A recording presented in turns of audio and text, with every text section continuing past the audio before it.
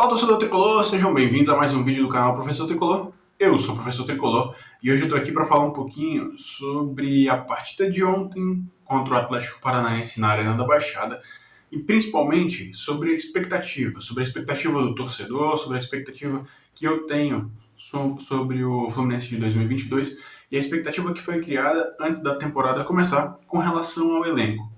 Bom, para começar, sejam bem-vindos novamente a mais um vídeo. Como eu disse, eu vou começar avaliando o que foi a expectativa do torcedor quando esse elenco foi montado lá no início do ano. Acredito que todos nós acreditávamos numa classificação para a Libertadores, para a fase de grupo da Libertadores, e isso fez com que a gente visse um elenco um pouco mais forte do que de fato ele é.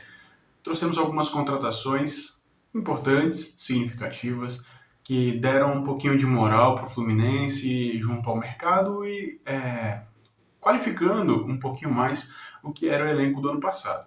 Felipe Melo, Fábio, William, todos eles trouxeram um pouco de experiência. E aí, para começar, lógico, tirando a questão da expectativa com relação ao time, começam as expectativas individuais, né?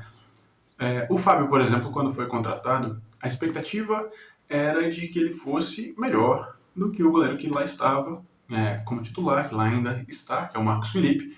E essa expectativa, ao meu ver, ela não foi suprida. Vamos partir para um meio-campo onde começou com o Felipe Melo, que no início do ano teve todo aquele alarde e tal, de ser um cara que contagia o torcedor.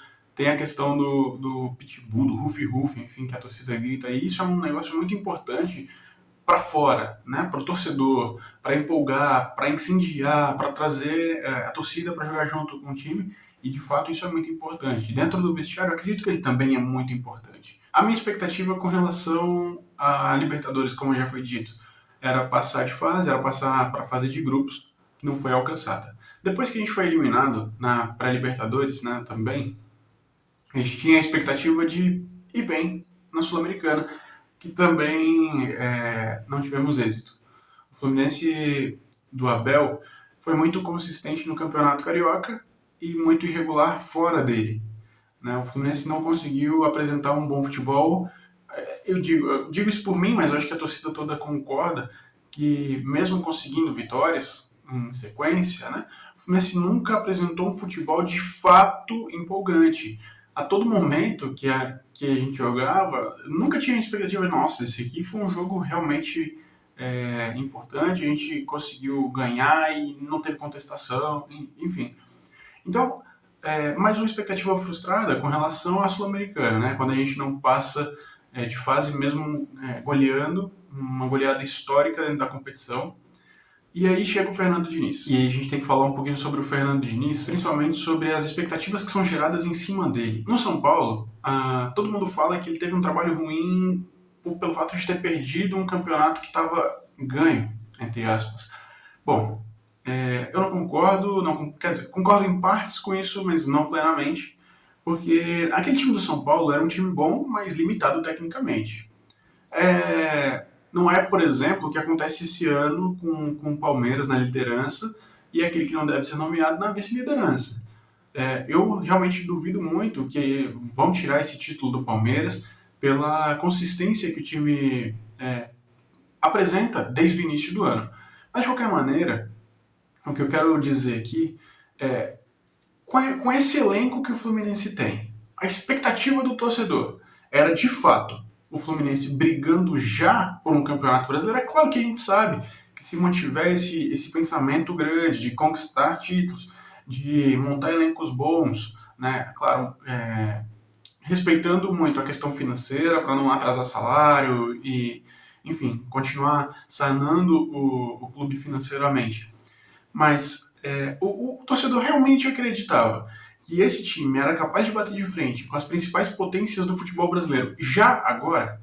Porque se a resposta for sim, tudo bem. Eu respeito a opinião de todos e a gente está aqui exatamente para isso, para debater. Mas se a sua resposta for não, a campanha do Fluminense no Campeonato Brasileiro, claro, é frustrante a gente perder um jogo, é muito chato a gente perder um jogo para o time reserva do Atlético Paranaense, que, diga-se de passagem, está disputando todos os campeonatos, né, que entrou. está fazendo o que o Fluminense passaria ou passará a fazer a partir desse ano, né? Enfim, voltemos ao Atlético Paranaense. É um clube que tem um histórico copeiro, né? Tá dando prioridade sempre para as Copas e por isso ontem até jogou com o time reserva. Mas se a gente parar para analisar, beleza, o time do Atlético Paranaense entrou reserva, a gente deveria ter vencido, isso é um fato. O Fluminense não pode abrir mão de 3 pontos da maneira que foi. O que me incomoda mais, para ser sincero com vocês ontem, não foi exatamente ter perdido o jogo, mas a forma que o time reagiu a isso, a forma que o Fluminense reagiu ao próprio jogo, sem ambição, sem vontade de vencer, até contradizendo o que eu vinha trazendo em outros vídeos, que o Fluminense era um clube que estava dando sangue, enfim, jogando bonito, e ontem foi exatamente o contrário. Em nenhum momento, ontem, eu tive a sensação de que o Fluminense empataria ou viraria o jogo, apesar da entrevista coletiva do Fernando Diniz dar contrapontos a isso, né? Não concordo em algumas falas dele, na verdade eu não concordo com a maioria das falas dele, mas aí é que tá. Voltemos à partida de ontem. O Fluminense jogou mal, não mereceu o empate, não mereceu a vitória, e nós perdemos para um time que é muito forte jogando na Arena da Baixada. E aí vamos para mais um ponto de expectativas. Essa rodada mostrou que o futebol brasileiro é muito equilibrado. O Palmeiras empatou, o nosso rival empatou em casa contra um adversário que está brigando lá embaixo também. Então agora terceiro e quarto empataram jogando na Neoquímica Arena, o que dá muita esperança, inclusive, para o Fluminense. Porque, na minha opinião, o time do Fluminense, e isso é até um devaneio da minha parte dizer uma coisa dessa agora, mas depois de ter tomado um 3-0 pro Internacional na casa deles, mas na minha opinião o time do Fluminense é melhor do que o do Inter, e eles conseguiram um empate lá na Neoquímica Arena, o que traz de volta um fio de esperança na classificação, não que ela tivesse ido embora em nenhum momento, mas enfim, traz o Fluminense de volta pro jogo, traz uma esperança. Essa rodada mostrou muita coisa pra gente. E eu quero trazer mais uma questão de expectativa, e dessa vez voltado de novo para jogadores. Quando o Natan foi contratado, eu realmente tinha uma esperança de que seria um jogador determinante, fundamental para o elenco do Fluminense. Até porque o Ganso vinha de uma recuperação, mas de uma lesão no ano passado, e de anos anteriores, de medianos para ruins.